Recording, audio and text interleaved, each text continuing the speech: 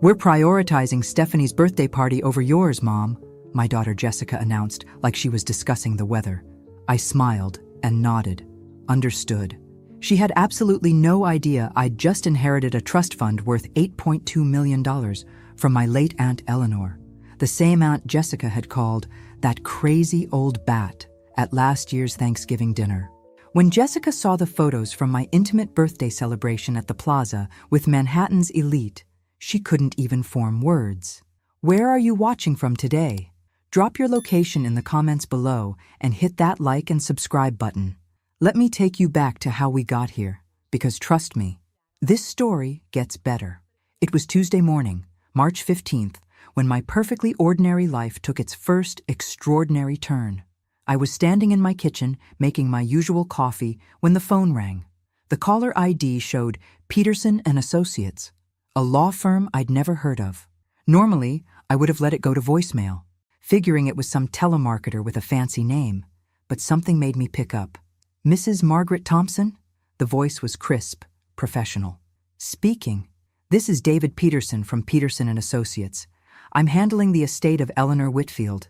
You've been named as the primary beneficiary." I nearly dropped my coffee mug. Aunt Eleanor had been my mother's sister, a woman who'd lived like a hermit in that massive house upstate for as long as I could remember. We'd sent Christmas cards, sure, but actual visits? Maybe twice in my entire adult life. "I'm sorry. There must be some mistake. Eleanor and I weren't particularly close." "No mistake. Mrs. Thompson." Miss Whitfield was quite specific. She left detailed instructions about how she wanted her affairs handled, including a sealed letter for you. "Would Thursday at 2 p.m. work for you to come in?" Thursday couldn't come fast enough.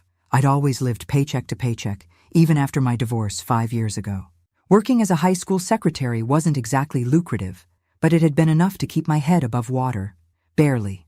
The law office was in one of those glass towers downtown that always made me feel underdressed.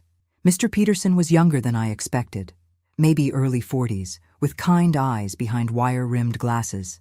"Miss Whitfield was quite a remarkable woman," he began, opening a thick file. "She never married, no children, and apparently spent the last 20 years of her life making very shrewd investments." He slid a document across the desk. I read the number 3 times before it sank in. $8,200,000, plus the house, plus a portfolio of stocks that, according to him, were performing exceptionally well. "This can't be right," I whispered. "It's quite right. There's also this." He handed me an envelope with my name written in Eleanor's spidery handwriting. My hands shook as I opened it. The letter was brief, but devastating. "Margaret, you were the only one who never asked me for money.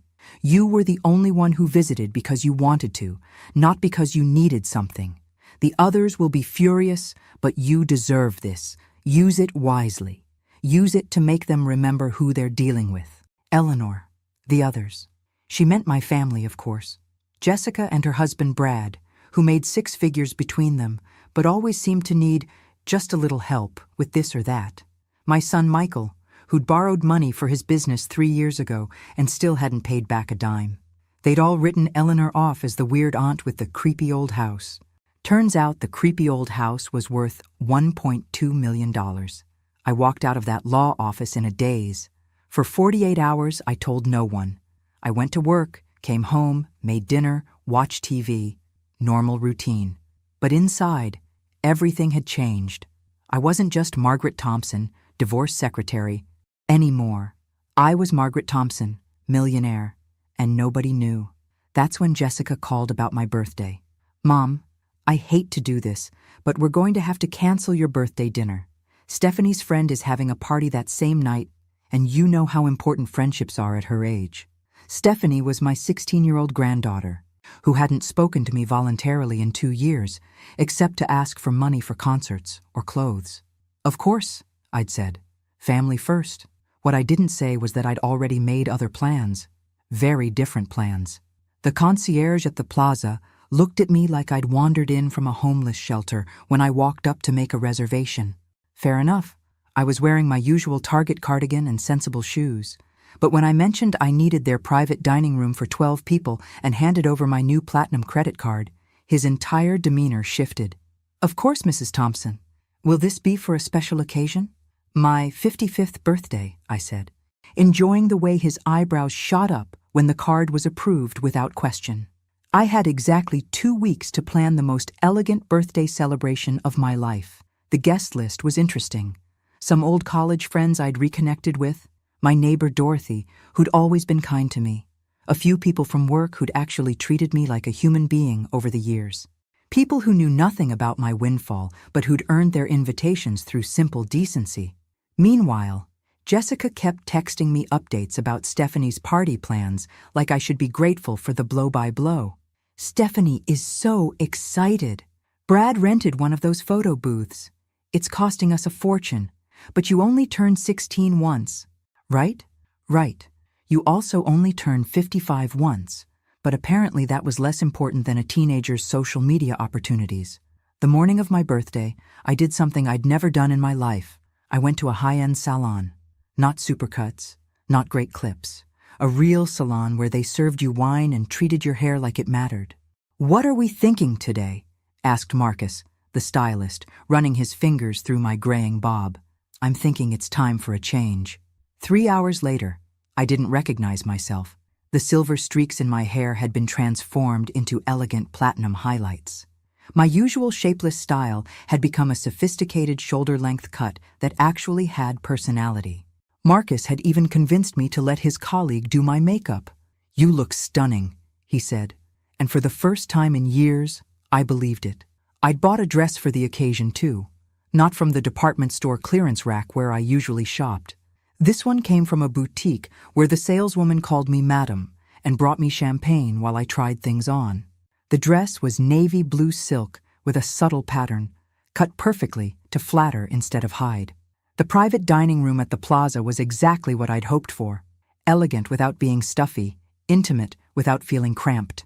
Fresh flowers, real silverware, the kind of ambiance I'd only seen in movies. My guests arrived looking appropriately amazed. Dorothy actually gasped when she saw me. "Margaret, you look absolutely radiant. What's the occasion?" "Just feeling like celebrating," I said, which was the truth, if not the whole truth. Dinner was perfect. The conversation flowed, the wine was excellent, and for the first time in years, I felt like the center of attention for all the right reasons. These people were here because they genuinely liked me, not because they needed something from me. Around dessert, my phone started buzzing with texts from Jessica. "Hope you're having a nice quiet evening. Stephanie's party is amazing. She's getting so many great photos. The photo booth was such a hit." I silenced the phone and ordered another bottle of champagne. It was Dorothy who suggested we take pictures. "This is too lovely not to document," she said, pulling out her phone. "Actually," I said, feeling reckless, "let's do this properly." I called over our server and asked if the hotel photographer was available. 20 minutes later, we had a professional taking pictures of our group at the elegantly set table, wine glasses raised, everyone looking genuinely happy to be there. The photographer was good at his job. He caught candid moments, me laughing at one of Dorothy's stories, the warm glow of the candles, the way the light from the chandelier made everything look magical. "These are going to be beautiful," he promised, handing me his business card. "I'll have them ready tomorrow." As my guests prepared to leave, each one hugged me and commented on what a wonderful evening it had been. "This was the most elegant birthday party I've ever attended," said Patricia, my former college roommate. "You really know how to do things right, Margaret." I smiled mysteriously. "I'm full of surprises." After everyone left, I sat alone in the dining room for a few extra minutes, savoring the quiet elegance. Tomorrow I would post those professional photos. Tomorrow, Jessica would see exactly how her mother had spent her quiet evening. But tonight, I was just going to enjoy being Margaret Thompson, woman of mystery. The photos were even more stunning than I'd expected. The hotel photographer had captured something I'd almost forgotten existed. Me, looking confident and sophisticated, surrounded by people who actually wanted to be there. In one shot, I was raising my wine glass in a toast, my platinum hair catching the light, wearing that navy silk dress like I'd been born to it. I spent Friday morning carefully selecting which photos to post on social media. I wasn't a frequent poster, usually just birthday wishes for family members or the occasional snapshot of my garden. But these photos deserved a debut. I chose 3. One of the full table with all my guests, one candid shot of me laughing, and one where I was clearly the center of attention, looking elegant and mysterious in the soft lighting. The caption was simple: celebrating another year of life with wonderful friends at the plaza. Grateful for all the blessings this year has brought. Within an hour, the comments started rolling in. College friends I hadn't spoken to in months, co-workers expressing amazement, neighbors wanting to know when I'd become so glamorous. The photos were getting more likes than anything I'd ever posted. It was Jessica who called first. "Mom, I just saw your pictures on Facebook." "Oh, did you like them? I thought they turned out nicely. You were at the plaza? In New York?" I could hear the confusion in her voice, mixed with something else. Something that sounded suspiciously like panic. "Yes, dear. I had dinner there for my birthday. But how did you— I mean, that place is incredibly expensive. And who were all those people?" "Friends," I said simply. "People who wanted to celebrate with me." "Mom, we need to talk. Can I come over?" "I'm afraid I'm busy today. Tomorrow would be better." There was a pause. "Busy doing what?" "Oh, this and that. I'm meeting with my financial advisor, actually." Another pause, longer this time. "Your financial advisor?" "Yes, I've realized I need to be more strategic about my investments, planning for the future and all that." "Mom, what's going on? You're scaring me." I almost laughed. Scaring her? After years of being treated like a convenient ATM, taking care of myself was scary? "Nothing's going on, Jessica. I'm just making some changes, living a little. You said yourself that friendships are important." After I hung up, I made myself another cup of coffee and smiled. Phase 1 was complete. The photos had done exactly what I'd hoped. They'd gotten attention. But more importantly, they'd made Jessica realize that her mother might not be quite as predictable as she'd assumed. My phone rang again. This time it was Michael. "Mom, Jessica called me. She's freaking out about some pictures you posted. They're lovely pictures, if I do say so myself. She said you were at some fancy restaurant with people she didn't recognize." "The Plaza isn't just a restaurant, Michael. It's a hotel with quite a distinguished history. And yes, I do have friends outside the family." "Shocking, I know." "Mom, are you feeling okay? This doesn't sound like you." There it was. The assumption that wanting nice things, celebrating myself, being anything other than quietly grateful for scraps was somehow evidence of mental instability. "I'm feeling wonderful, actually. Better than I have in years." "Okay, but Mom, can we talk about something? Jessica mentioned you said something about a financial advisor." "Ah, there was the real concern. Not my happiness, not my well-being, my finances. Yes, I've been reviewing my portfolio, making sure everything is in order." "Your portfolio?" He sounded genuinely confused. "Mom, you work as a school secretary." "Indeed I do. And? I didn't know you had investments to review." "Michael, sweetheart, there are many things about my life that you don't know. I'm beginning to realize that's been my mistake, keeping too much to myself." "What do you mean?" "Nothing dramatic. I just think it's time I started living more fully, making decisions based on what I want instead of what everyone else expects." After Michael hung up, I could practically hear the wheels turning. Both my children were clearly having the same thought.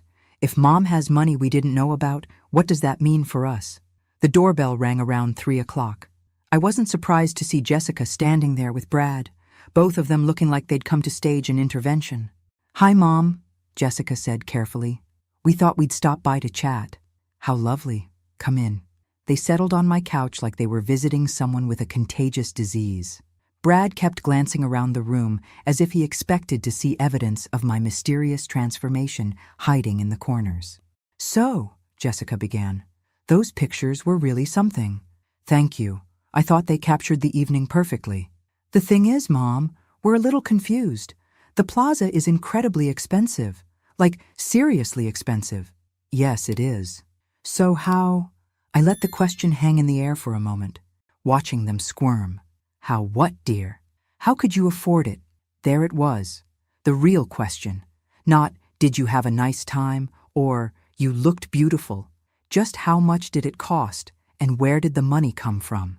"Jessica," I said gently, "do you remember what you told me when I asked about attending Stephanie's Sweet 16 party? That's completely different. You said you were prioritizing Stephanie's birthday over mine, that her friendships mattered more than mine. Mom, she's 16. It's an important age. I'm 55, also an important age, as it turns out. Brad finally spoke up. Mrs. Thompson, we're just concerned about your spending, making sure you're not getting in over your head financially. I smiled at him. Sweet Brad, who'd borrowed $15,000 from me 2 years ago for his sure-thing cryptocurrency investment and had never mentioned paying it back. That's very thoughtful, Brad. Tell me, how's that Bitcoin working out for you? His face went red. That's different. Is it? Because I seem to remember you assuring me it was a solid investment when you needed the money. Jessica shot Brad a warning look. Mom, that's not what this is about, isn't it? Because it feels like the only time my finances become a family concern is when you're worried about your own access to them. The room went very quiet.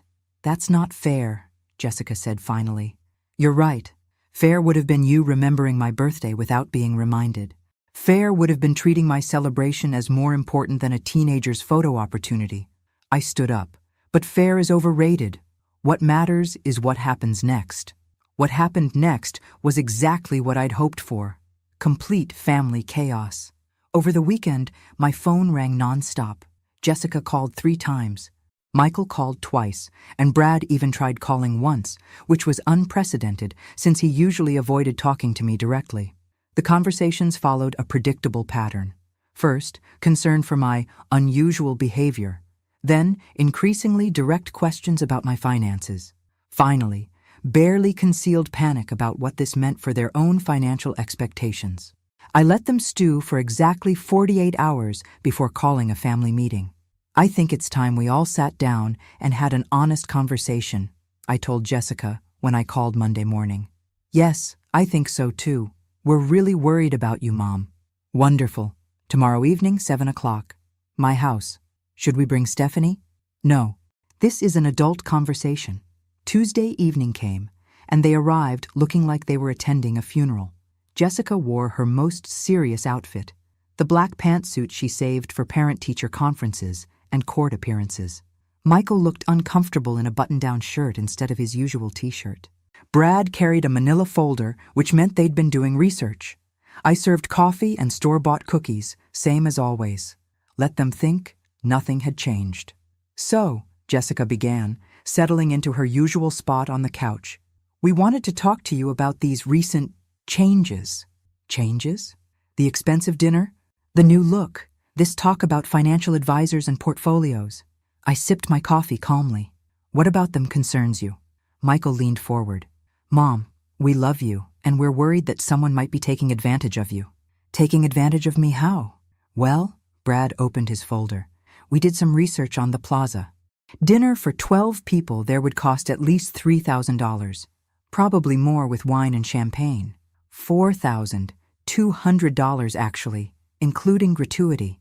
The number hit them like a physical blow. Jessica's mouth fell open. 4,000, she whispered. And 20 minutes with their photographer.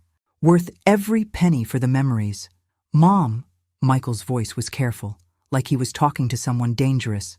Where did that money come from? My bank account.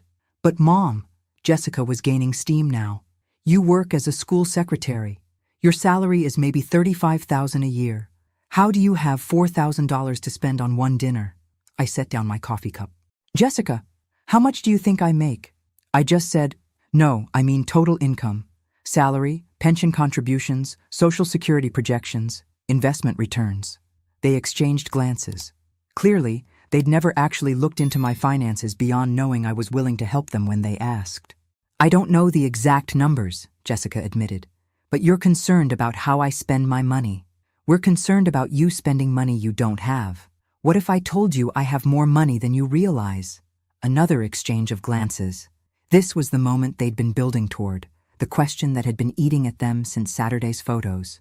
How much more? Michael asked. I smiled. Enough. Mom, that's not an answer. It's the only answer you're getting tonight. I could see Brad calculating in his head, probably trying to figure out whether I had thousands or tens of thousands tucked away somewhere. The thing is, I continued, your concern about my finances is fascinating to me. Why? Because in 32 years of being your mother, Jessica, and 30 years of being yours, Michael, neither of you has ever asked about my financial situation except when you needed something. That's not true, Jessica protested. When was the last time you asked if I was saving enough for retirement, or whether my health insurance was adequate, or if I had enough emergency savings? Silence. But the minute I spend money on myself, suddenly you're concerned about my financial well-being. Mom, you just realized that if I have money to spend on fancy dinners, I might have been saying no to your requests when I could have been saying yes. Direct hit. I could see it in their faces. That's not what this is about, Michael said, but his voice lacked conviction. Isn't it? Brad, what were you going to ask me for next? Brad flushed. I don't know what you mean.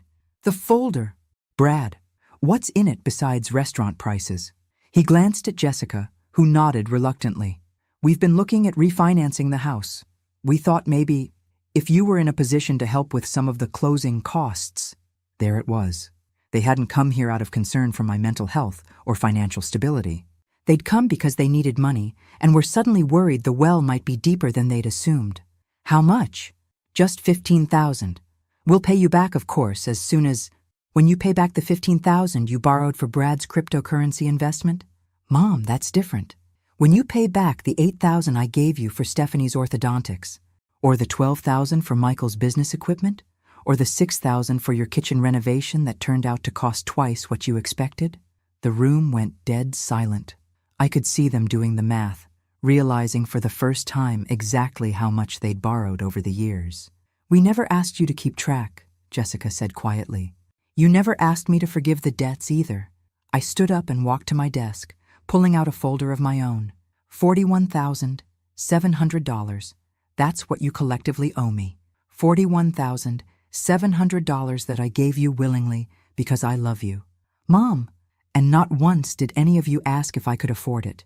Not once did you consider that maybe I had plans for that money. Not once did you think about paying it back without being asked. I closed the folder and sat back down. So forgive me if I'm not particularly moved by your sudden concern for my financial well-being. We were going to pay you back, Michael said weakly. When? When we could afford it. And when would that be? After the next vacation? After Stephanie's car? After Brad's next sure-thing investment? I looked at each of them in turn. I love you all, but I'm done being your backup bank. What does that mean? Jessica asked. It means the bank of Mom is permanently closed. It means I'm going to start spending my money on things that make me happy. It means the next time you ask me for a loan, the answer will be no. The silence stretched for a full minute. Finally, Brad spoke. Mrs. Thompson, can I ask you something? How much money do you actually have? I smiled. Enough to take care of myself for the rest of my life. Enough to do whatever I want, whenever I want to do it. Enough that I never have to depend on my children for anything. But how much is enough? More than you need to know, Brad. Much more than you need to know. The aftermath of Tuesday's family meeting was even more entertaining than I'd anticipated. For 3 days, my phone was mercifully quiet. No sudden emergencies requiring financial assistance, no casual requests for small loans, no guilt trips about family obligations. Just blessed silence. Then Friday afternoon brought a knock on my door. I opened it to find Stephanie, my 16-year-old granddaughter, looking uncharacteristically humble. She'd clearly been sent as the family's secret weapon. Hi, Grandma, she said, not quite meeting my eyes. Hello, Stephanie. This is a surprise. Can I come in? I wanted to talk to you about something. I let her in, genuinely curious about what approach they'd coached her to take. Stephanie settled on the couch where her parents had sat 3 days earlier, but she looked much more nervous than they had. So, she began, Mom told me about your conversation the other night. Did she? She said you guys had a disagreement about money. I sat across from her. Is that what she called it? Grandma, I want to ask you something, and I want you to tell me the truth. All right. Are you rich? The directness caught me off guard. No dancing around, no gentle probing, just straight to the point. Why do you ask? Because everyone's freaking out, and nobody will tell me why. Mom keeps having hushed conversations with Dad. Uncle Michael called like 5 times, and you posted those pictures from that fancy restaurant, and everyone's acting like you robbed a bank or something. I studied my granddaughter's face. For all her teenage self-absorption, Stephanie was intelligent, more intelligent than her parents gave her credit for. What do you think, Stephanie? I think you have money that nobody knew about. And I think Mom and Dad are scared because they've been borrowing money from you. And now they're worried you might stop. Out of the mouths of babes. That's very perceptive. So are you. Rich, I mean. I considered my answer carefully. Stephanie was still a child, and whatever I told her would be repeated to her parents within the hour. Stephanie, do you know what your parents owe me? Owe you? Money they've borrowed over the years. She shook her head. $41,700. Her eyes went wide. Seriously? Seriously. Your orthodontics, your father's business ventures, their house improvements, various emergencies over the years? They never said they borrowed money from you. No, I don't suppose they would. Stephanie was quiet for a moment, processing this information. Is that why you're mad at them? I'm not mad. Sweetheart, I'm disappointed. There's a difference. What's the difference? Mad means you want to punish someone. Disappointed means you've realized you expected better than you should have. She nodded slowly.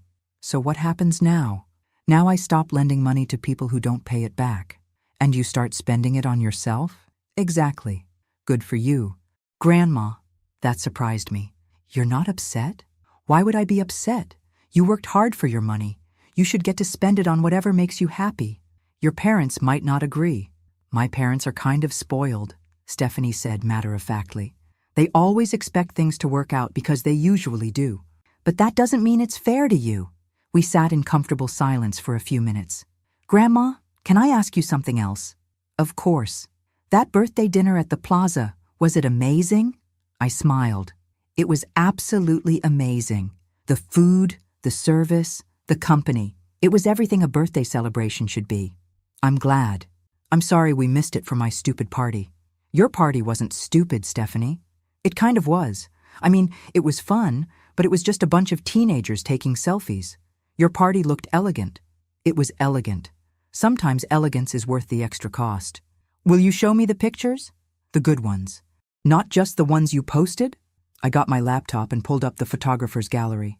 Stephanie scrolled through the images with genuine appreciation. Grandma, you look like a movie star in these. That's very sweet of you to say. I'm serious. You look happy. Really happy. I don't think I've seen you look that happy in, I don't know, ever. That hit me harder than I'd expected. Have I seemed unhappy to you? Not unhappy exactly. More like tired. Like you were always taking care of everyone else and never got to rest. From the mouths of babes, indeed. Well, I said, I'm planning to rest more often now. Are you going to do more fancy dinners? I'm planning to do whatever makes me happy. Can I come sometime? To one of your fancy dinners? I looked at her. Really looked at her. Stephanie was on the verge of becoming a young woman, caught between her parents' expectations and her own emerging sense of independence. Would you like that? I would love that. I've never been anywhere really elegant. Then we'll plan something special. Just the two of us. Her face lit up. Really? Really?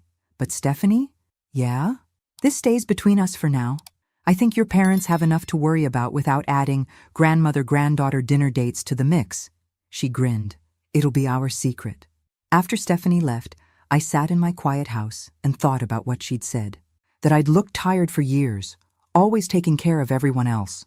How had I let that happen? When had being needed become more important than being respected? My phone buzzed with a text from Jessica. Did Stephanie talk to you? We didn't send her over, I swear. She went on her own. I texted back. We had a lovely chat. What did you two talk about? Grandmother-granddaughter things. Mom, please. We're really worried about this whole situation. I stared at the message for a long moment before typing my response. Jessica, I've been worried about my financial future for 30 years.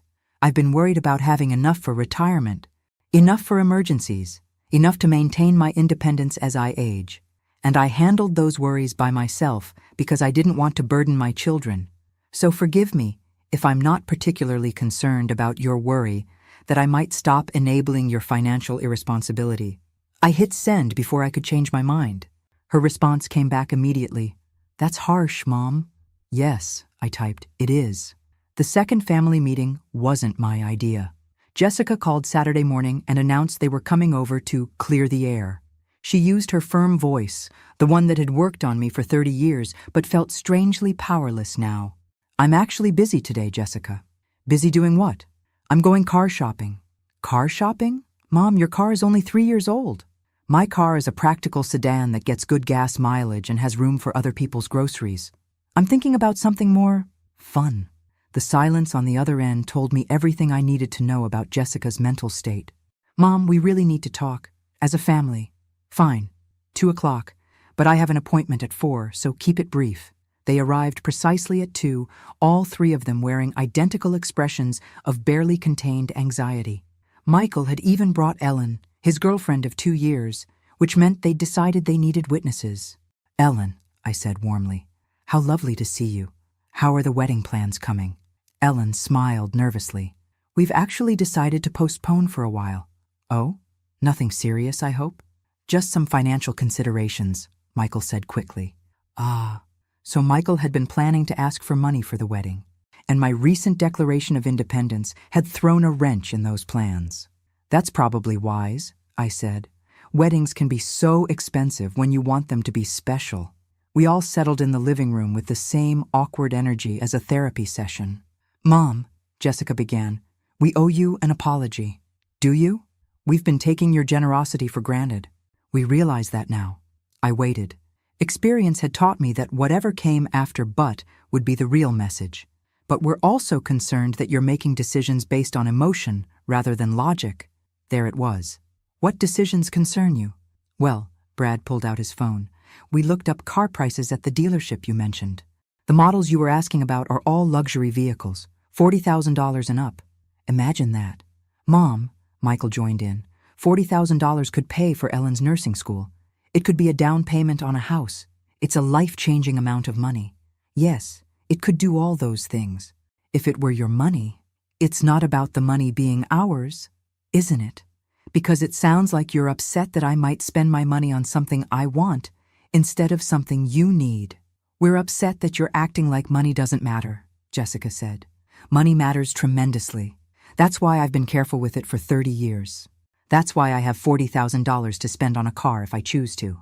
But do you need a $40,000 car? Brad asked. I turned to look at him directly. Brad, did you need a cryptocurrency investment? That's different. Did Jessica need a kitchen renovation that cost twice the original estimate? Mom, that's not... Did Michael need to start a business with equipment he couldn't afford? The business is doing well, Michael protested. I'm glad to hear it. So you'll be paying me back soon? Silence. You see, here's what I've learned, I continued.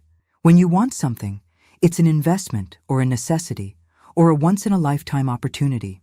When I want something, it's frivolous spending that needs to be justified to a panel of judges.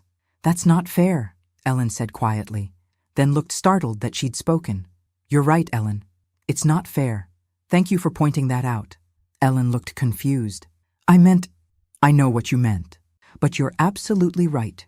It's not fair that a grown woman has to justify her purchases to her adult children. It's not fair that my financial decisions are subject to family committee review while yours are considered private matters. Jessica was getting frustrated. Mom, we're trying to have a reasonable conversation here. Are we? Because it feels like you're trying to find a way to make me feel guilty for having money you didn't know about. We're not trying to make you feel guilty, Michael said. Then why are you here? Another long silence. Finally, Brad spoke up. Mrs. Thompson, can I be honest? By all means. We came here to ask if you'd consider paying for our refinancing costs and Ellen's nursing school. Before we knew about whatever's changed. And now we don't know if we should still ask or if that would make us look greedy. I almost laughed. Finally, some honesty. How much? $15,000 for the refinancing, Jessica said. $12,000 for Ellen's school. $27,000. We'd pay you back, Ellen said earnestly. With interest. Like the $41,700 I'm already owed? Ellen's face fell as she realized her mistake. Mom, Jessica tried again. We're not asking for charity. We're asking for help from family. I helped Brad with his sure thing investment.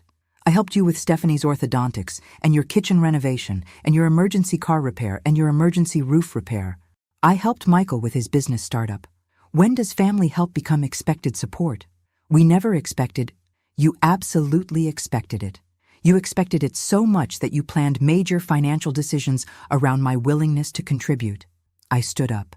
And the most telling part of this conversation is that not one of you has asked where the money came from. They exchanged glances. We figured you'd been saving, Jessica said. For 30 years? On a secretary's salary? Well, you didn't ask because you don't actually care where it came from. You only care that it exists and whether you can access it.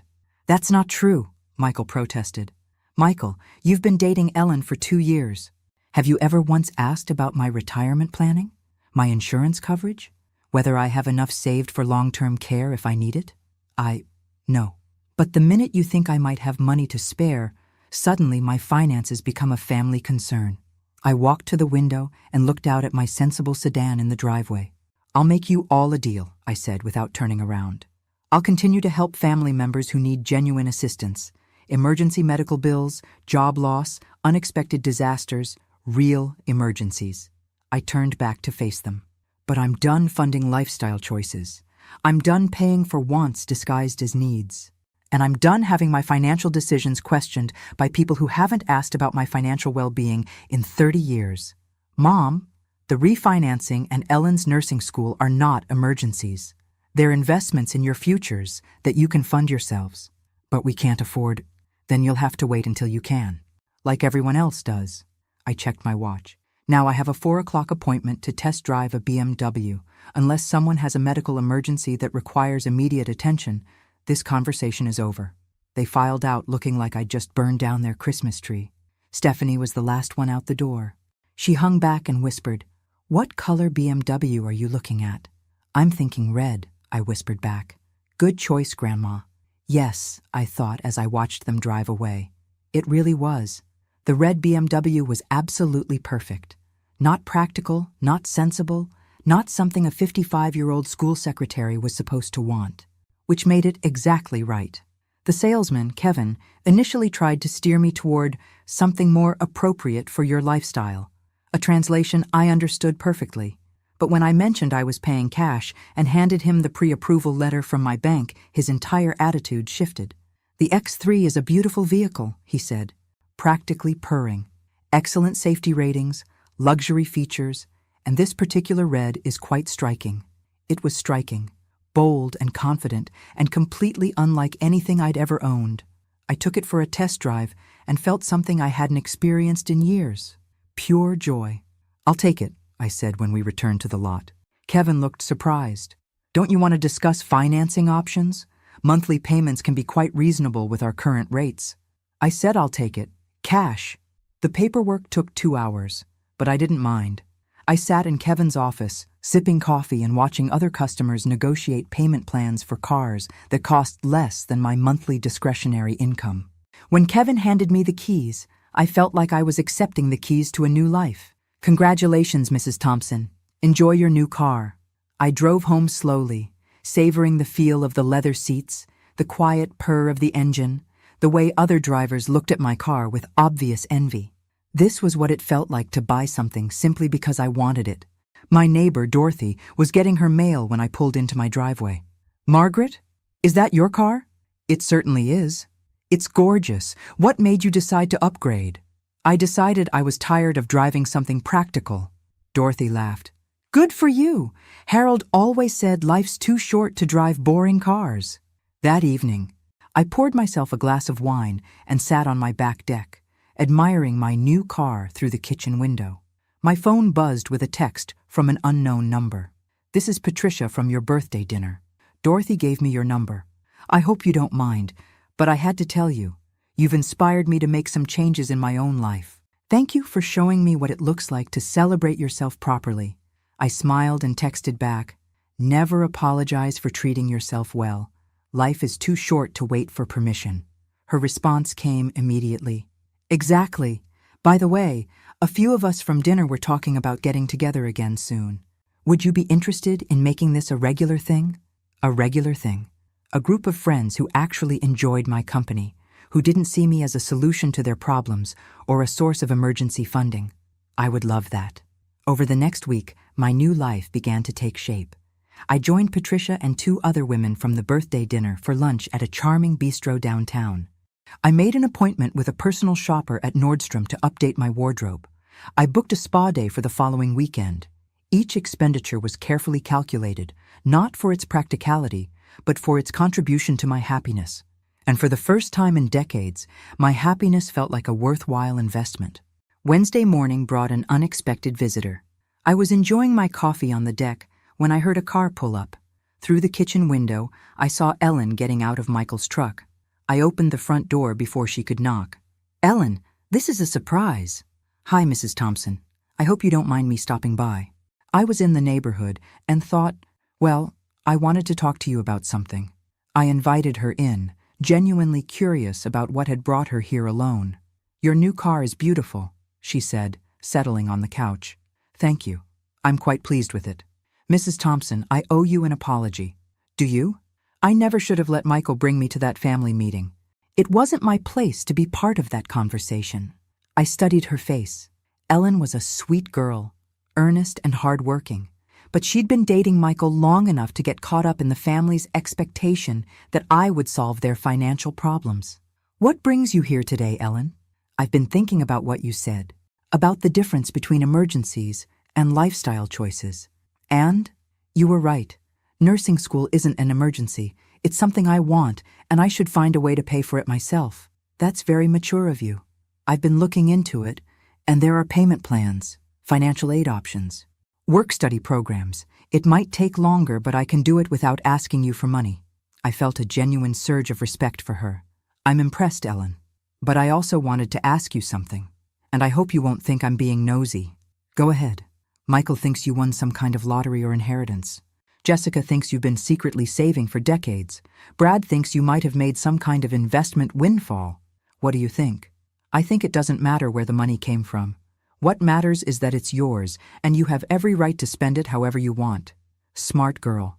"But," she continued, "I am curious about something else." "What's that?" "Are you happy? I mean, really happy? Because Michael is worried that you're having some kind of midlife crisis, spending money to fill an emotional void." I considered her question seriously. "Ellen, do you know what I did for my last 10 birthdays?" "No."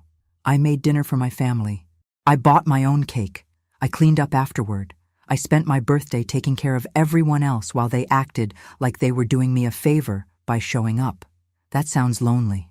It was. But I convinced myself it was what mothers were supposed to do. Put everyone else first. Be grateful for whatever attention I received. And now? Now I'm learning what it feels like to put myself first sometimes. To spend my money on things that make me happy instead of things that make other people comfortable. That doesn't sound like a midlife crisis. That sounds like common sense. "I like you, Ellen. You're much smarter than my son gives you credit for." She blushed. "Michael's a good guy. Well, he's used to having problems solved for him." "Yes, he is. And whose fault is that?" "Probably not entirely his." We sat in comfortable silence for a moment. "Mrs. Thompson, can I ask you one more thing?" "Of course. If Michael and I get married, and we have financial struggles the way couples do, will you help us? If you have genuine emergencies, yes. If you want me to fund a lifestyle you can't afford, no. That's fair. And Ellen?" "Yes. If you ever want advice about managing money, or dealing with family expectations, or just want to talk to someone who's learned some hard lessons about putting yourself first, you're always welcome here." "Thank you. That means a lot." After Ellen left, I realized something had shifted. For the first time since this whole situation began, someone in my family had approached me with respect instead of expectation. Someone had acknowledged my right to make my own decisions without requiring justification. It was a small victory, but it felt enormous. That evening, I called the lawyer who'd handled Eleanor's estate. "Mr. Peterson, this is Margaret Thompson. I have a question about the trust." "Of course, Mrs. Thompson. How can I help?" "I want to set up some financial safeguards. Trust funds for my grandchildren's education. Medical insurance upgrades for myself. Long-term care planning. I want to make sure my money is protected and working for my future." "Excellent idea. When would you like to schedule a meeting?" "As soon as possible. It's time I started planning for the life I want instead of the life everyone else expects me to have." I'll have my assistant call you tomorrow to set up an appointment. As I hung up the phone, I felt a deep sense of satisfaction. The bank of Mom might be closed, but the Margaret Thompson Investment Fund was just getting started. The meeting with Mr. Peterson revealed just how dramatically my life had changed in the span of 3 weeks. Sitting in his office, reviewing trust documents and investment options, I realized I wasn't just a woman who'd inherited some money. I was a woman with serious wealth who needed serious financial planning. The original trust has grown substantially since your aunt's death, he explained, showing me updated portfolio statements. We're now looking at approximately $9.8 million in total assets. $9.8 million. A month ago, my biggest financial concern was whether I could afford to replace my aging washing machine. I want to establish education trusts for my grandchildren, I said. College, graduate school, whatever they need for their futures. Very wise. And for yourself? Long-term care insurance, health coverage upgrades, travel funds, and... I paused, thinking about Ellen's visit. I want to establish a small emergency fund that can help family members with genuine crises, but with very specific limitations. Limitations? Medical emergencies, job loss, natural disasters, real problems, not lifestyle funding. Mr. Peterson smiled. You've learned some hard lessons about family and money. I'm learning that having money changes how people see you, but it doesn't have to change who you are. By the time I left his office, I had a comprehensive plan in place. Stephanie and any future grandchildren would have their education fully funded. My own future was secure no matter what health issues might arise, and I had a structured way to help family members without enabling financial irresponsibility. I also had another surprise in store. Thursday evening, I called Stephanie. Grandma? This is unexpected. Is everything okay? Everything's fine. Sweetheart, I have a proposition for you. A proposition? How would you like to spend Saturday in Manhattan? Shopping, lunch at a nice restaurant, maybe a Broadway show if we can get tickets. Are you serious? Completely serious. Just you and me. A proper grandmother-granddaughter day. Mom will freak out if she finds out you're spending more money. Your mother's opinions about my spending are no longer my concern. Are you interested? Yes! Oh my God, yes! Can we take your new car? That was exactly my plan. Saturday morning, I picked up Stephanie in my red BMW, both of us dressed for a day in the city. I'd bought a new outfit for the occasion, a cashmere sweater and perfectly tailored pants that made me feel elegant and confident. Grandma, you look amazing, Stephanie said as she buckled her seatbelt. So do you, sweetheart. The drive into Manhattan was delightful. Stephanie was at her best, funny, intelligent, curious about everything. Without her parents around, she relaxed into the bright, engaging young woman she was becoming. Our first stop was Bloomingdale's, where I'd arranged for a personal shopping consultation for both of us. You want to buy me clothes? Stephanie asked as we rode the elevator to the personal shopping floor. I want to show you what it feels like to be treated like your preferences matter, your comfort matters, and your confidence matters. The personal shopper, Maria, was a master of her craft. She helped Stephanie find clothes that made her feel sophisticated without trying to look older than she was. Age-appropriate but elevated, classic pieces that would serve her well for years. For myself, I chose clothes that reflected who I was becoming rather than who I'd always been. Colors that made my skin glow, cuts that flattered instead of hiding, fabrics that felt luxurious against my skin.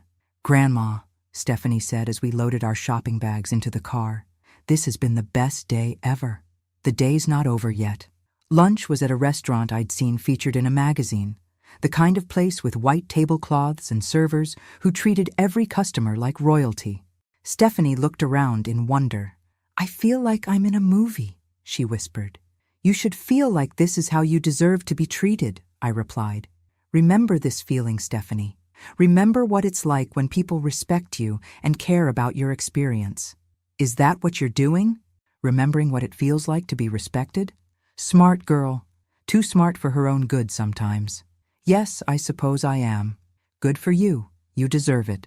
Over our elegant lunch, Stephanie told me about her plans for college, her interest in studying abroad, her dreams of seeing the world. I listened to her with complete attention, asking questions that showed I took her seriously. Grandma, can I ask you something personal? Of course. Are you rich now? Like really rich? Why do you ask?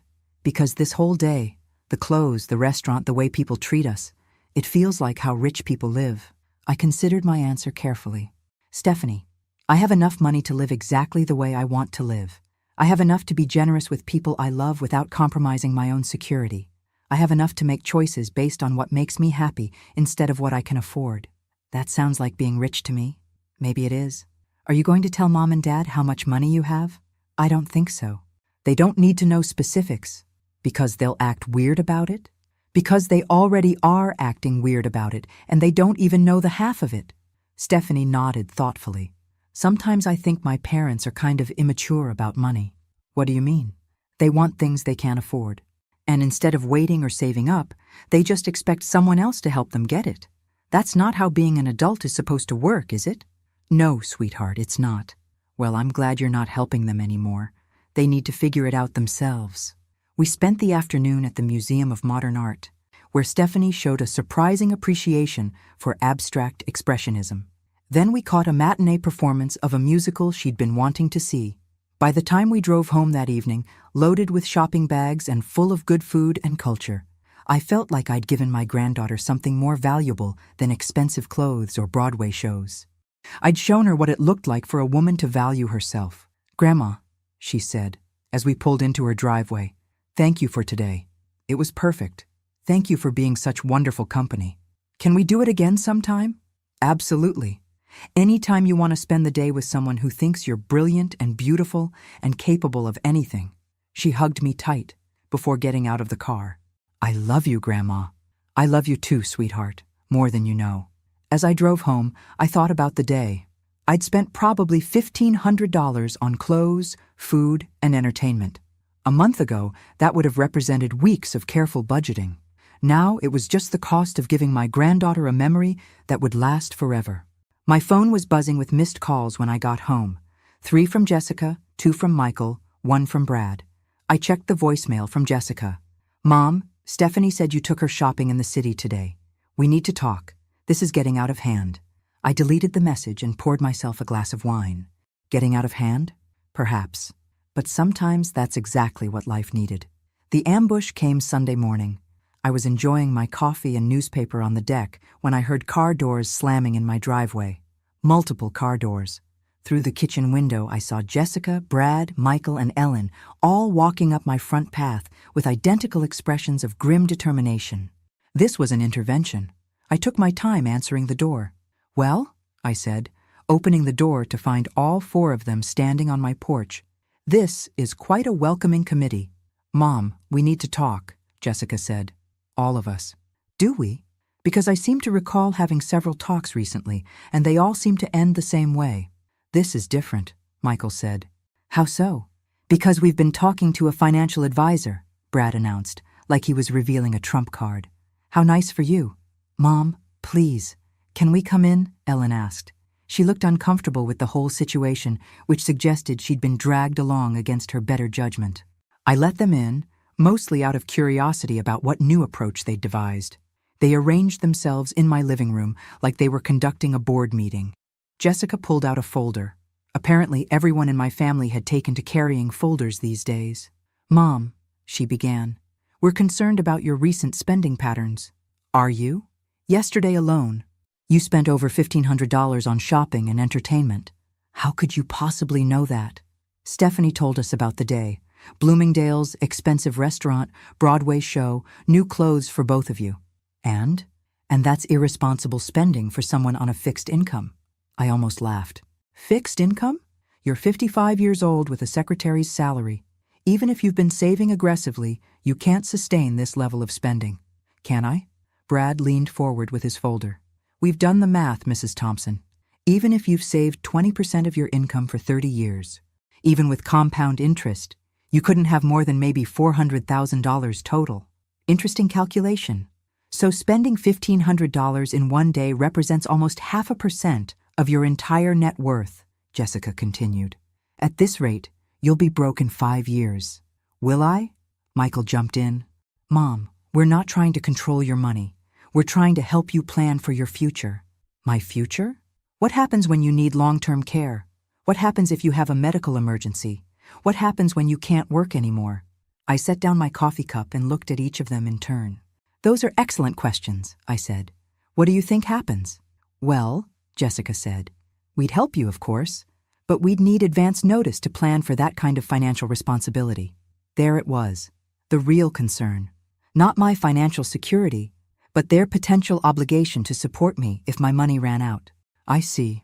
So you're worried that my current spending might leave you responsible for my care in the future. That's not how we'd put it, Ellen said quietly.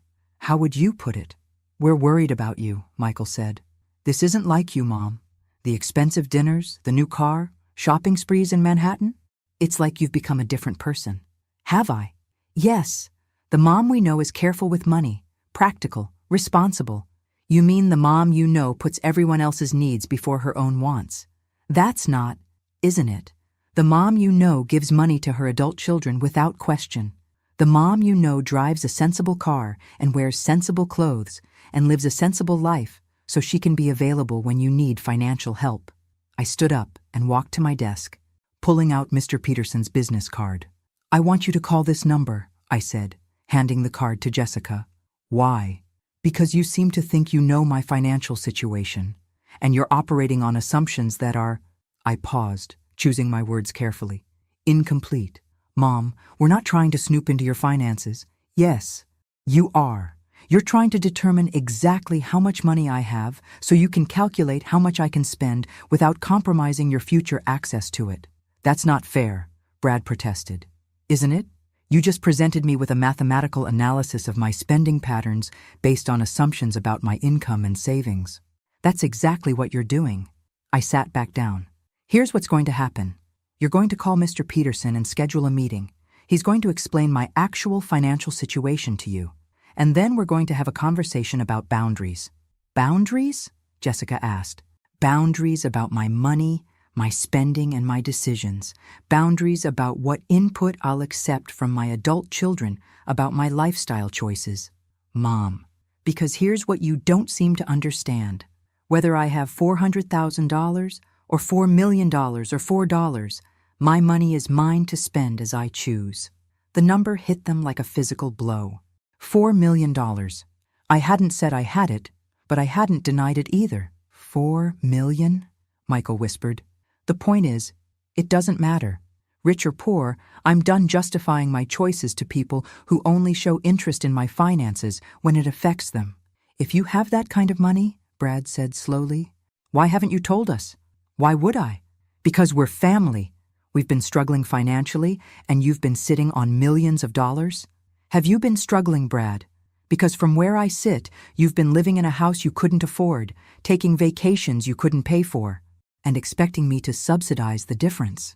That's not the same thing, isn't it? You've been treating me like a backup bank while you live beyond your means. How is that struggling? Ellen cleared her throat. Mrs. Thompson, I think what they're trying to say is that it changes things, knowing that you have significant wealth. How does it change things? Ellen? Well, it means you could help more, if you wanted to. And there it was. Not relief that I was financially secure, not happiness for my good fortune, just recalculation of how much they could ask for. You're right, Ellen. I could help more. I could pay off all your student loans and buy Michael's business equipment outright and cover Brad and Jessica's mortgage completely. Their faces lit up with hope. But I'm not going to. The hope died. Why not? Jessica asked. Because money you don't earn has no value. Because problems you don't solve yourself teach you nothing. Because people who get everything handed to them never learn to appreciate anything. Mom, that's wisdom, Jessica. Hard-earned wisdom from someone who spent 30 years enabling financial irresponsibility in the people she loved most. I picked up my coffee cup. Mr. Peterson's number is on the card. Call him. Learn exactly how secure my financial future is. And then decide whether you want a relationship with me based on who I am or based on what I might give you. That's not fair to ask, Michael said. It's the only fair thing to ask. They left without scheduling the appointment, but I knew they would call. The number was too big, the curiosity too strong. As I watched them drive away, I felt something I hadn't expected. Sadness. Not regret, but genuine sadness that it had come to this. That money had revealed something about my family I wished I'd never had to see. But sometimes, the truth was worth the pain of learning it. The call from Mr. Peterson came Tuesday morning. "Mrs. Thompson, your daughter Jessica and her family came in yesterday afternoon. They were quite surprised by the scope of your financial holdings." I imagine they were. They asked if they could establish a line of credit against your trust assets. "For family emergencies," they said. I almost choked on my coffee. "And what did you tell them?" "I told them that any access to trust funds would require your explicit written authorization for each transaction, and that you'd already established very specific parameters for family assistance." Good. They seemed upset by those limitations. I'm sure they did. They also asked about the likelihood of you changing your will to leave everything to charity instead of family. Now I did laugh. "And what did you tell them?" "I told them that would be entirely up to you." After I hung up, I sat in my kitchen thinking about the conversation.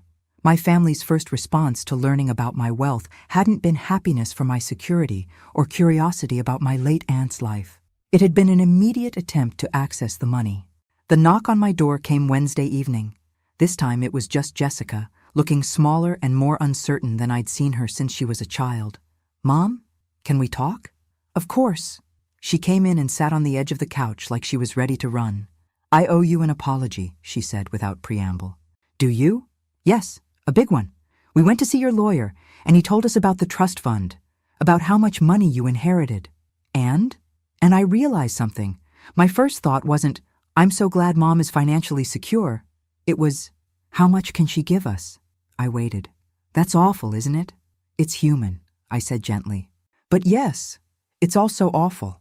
I don't know when I started thinking of you as a resource instead of a person. Probably around the time I started acting like one. That's not your fault. It's not entirely yours either. I enabled it." We sat in uncomfortable silence for a moment. "Mom, I need to ask you something, and I need you to be honest." "All right. Do you still love us, even after everything that's happened?" The question caught me off guard. "Jessica, of course I love you. But do you like us? Do you actually enjoy spending time with us, or have we become people you help out of obligation?" I looked at my daughter, really looked at her. At some point over the years, she'd become a stranger to me. Someone who called when she needed something, visited when it was convenient, treated our relationship as transactional. "I love you unconditionally," I said carefully. "But I don't like the people you've all become around money. I don't like the entitlement, the assumptions, the way you've treated my generosity as your right. That's fair. But Jessica, I also don't like the person I became. The person who said yes to everything, who never set boundaries, who measured her worth by how useful she was to other people. So what happens now? Now we figure out if we can have a relationship that isn't based on you needing things and me providing them." "I'd like that," she said quietly. "I miss you, Mom. The real you, not the bank. I miss you too. Can I ask you something else?" "Sure. What was Aunt Eleanor like? Really like?" I smiled. "She was complicated, intelligent, independent, a little eccentric. She lived exactly the way she wanted to live. Did she leave you all that money because she thought you needed it? She left it to me because she thought I deserved it. There's a difference."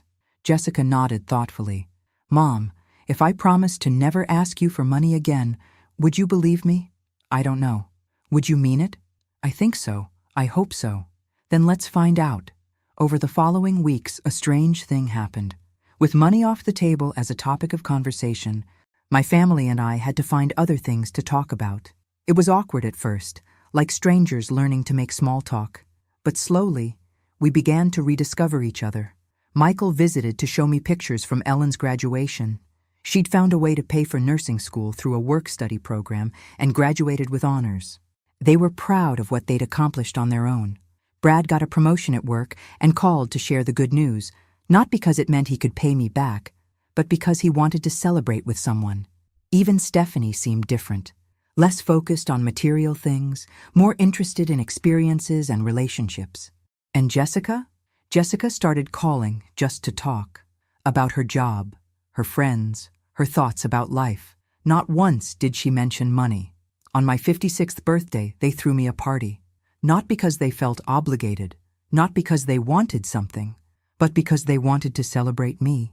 It was held at Jessica's house, but it was elegant in its simplicity. Good food, thoughtful decorations, and a cake that Jessica had made herself instead of buying. The gift they gave me was perfect. A photo album filled with pictures from throughout our family history, with handwritten notes about their favorite memories with me. Memories that had nothing to do with money or help or obligations. Just love. As I drove home in my red BMW, I thought about Eleanor's letter. Use it to make them remember who they're dealing with. She'd been right. The money hadn't changed who I was. It had revealed who I'd always been underneath the habit of putting everyone else first. Margaret Thompson. Not the bank of mom, not a convenient resource, just Margaret, a woman who deserved to be loved for who she was, not what she could provide.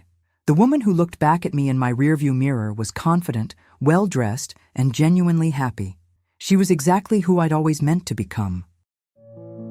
Thanks for listening. Don't forget to subscribe and feel free to share your story in the comments. Your voice matters.